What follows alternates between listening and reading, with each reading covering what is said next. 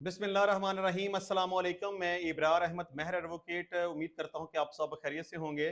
सवाल है सैयद तैयब ताहिर शाह हाशमी की तरफ से। अस्सलाम वालेकुम सर, फर्ज करें 5 भाई 3 बहनें हैं, इनमें से 3 या 4 भाई बाप के कान भर भर के जायदाद अपने नाम करवा लेते हैं, तो बाकी बहन भाई क्या कानूनी कार्रवाई कर सकते हैं?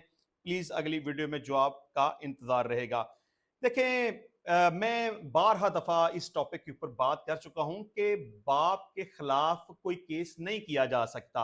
देखिए, बाप मालिक है, जायदाद उसकी है, मर्जी उसकी है, वो अपनी जायदाद के बारे में जो बेहतर समझे, जो फैसला करना चाहे वो कर सकता है, उसको कोई बंदा रोक नहीं सकता। अगर वो एक बंदे के नाम के ऊपर जायदाद मुंतकिल कर दे या एक से जायद बच्चों के नाम के ऊपर मुंतकिल कर दे, किसी को नवाज दे किसी को ना नवाजे, तो उसकी अपनी मर्जी है। ये एथिकली गलत हो सकता है, मजहबी तौर पर गलत हो सकता है, लेकिन कानूनी तौर पर कानून उसको इजाजत देता है कि वो अपनी जायदाद के बारे में जो बेहतर समझे, जो फैसला करना चाहे वो कर सकता है। अगर तो उसने कानूनी तकाजों को मद्देनजर रखते हुए जायदाद किसी के भी नाम के ऊपर ट्रांसफर की है, तो ये सही है। अब जिनके नाम के ऊपर ट्रांसफर नहीं की गई, अगर वो समझते हैं कि बाप ने उनके साथ कुछ गलत किया है, तो कानूनी तौर पर इसका कुछ नहीं हो सकता। आप अगर अदालत में जाएंगे तो फिर आप क्या साबित करेंगे? आपको फिर यह साबित करना पड़ेगा कि हमारे बाप ने अपनी मर्जी के साथ ये जायदाद दूसरे बहन भाइयों के नाम के ऊपर ट्रांसफर नहीं की थी, उनके साथ धोखा किया गया था। अगर आप ये बात साबित कर पाएंगे तो आपको फायदा हो सकता है, लेकिन अगर आप ये साबित नहीं कर पाएंगे तो आपको कुछ फायदा नहीं होगा। सवाल है, अस्सलाम वालेकुम सर, अगर बेटा बाप से पहले फौत हो जाए तो बाप की जायदाद ऑटोमेटिक उसके और भाइयों के नाम हो जाएगी? कोई ऐसा कानून है कि उसके बच्चे अपने वालिद का हिस्सा अपने चचा लोगों से ले लें?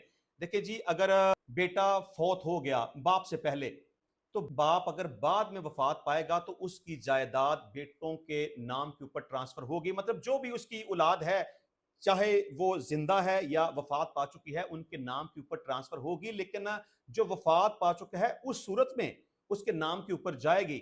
अगर वो शादीशुदा है और उसके बच्चे हैं, तो उसके फौत हो जाने के बाद जो भी प्रॉपर्टी, यानी कि बाप की तरफ से जो प्रॉपर्टी मिलेगी उस बंदे की तरफ जो कि वफात पा चुका है, तो वो जायदाद उसके बच्चों के नाम के ऊपर चली जाएगी। मतलब कि दादा के फौत होने के बाद उसकी जायदाद जो बेटा फौत हो चुका है उसके बच्चों की तरफ जाएगी, और अगर नाना है तो बेटी के फौत हो जाने के बाद जो हिस्सा उस बेटी का बनता है वो उसके नवासे और नवासियों को मिलेगा।